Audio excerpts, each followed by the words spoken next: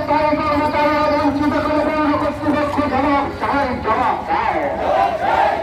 2003 সালে 30 নভেম্বরের আগে কর্মরত সমস্ত স্থায়ী কর্মচারীদের স্থায়ীকরণের ব্যবস্থা করতে হবে।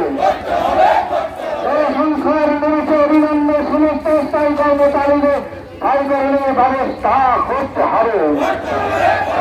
এই দাবিতে আজকে পুরসভায় ডেপুটেশনে দলে দলে যোগ দেন। পুরসভার স্বজন পোষণ ও দুর্নীতির প্রতিবাদে আজকে এই ডেপুটেশনে দলে দলে যোগ দেন।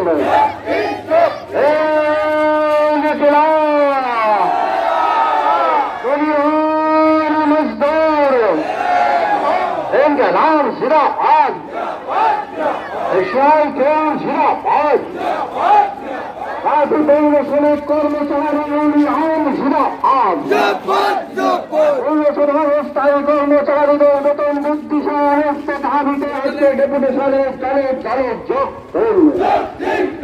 অবিলম্বে সমস্ত স্থায়ী কর্মচারীদের সরকারি হারে বেতন প্রদান করতে হবে। প্রতি মাসে বেতন প্রতি মাসে দেওয়ার ব্যবস্থা চালু করতে হবে। এই দাবিতে আজকে এই ডেপুটেশনে দলে দলে যোগ দেন। জিরাবাদ,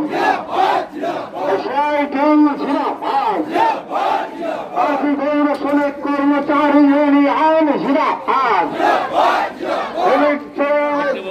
আজকের এই ডেপুটেশনে দলে দলে যোগ দেন।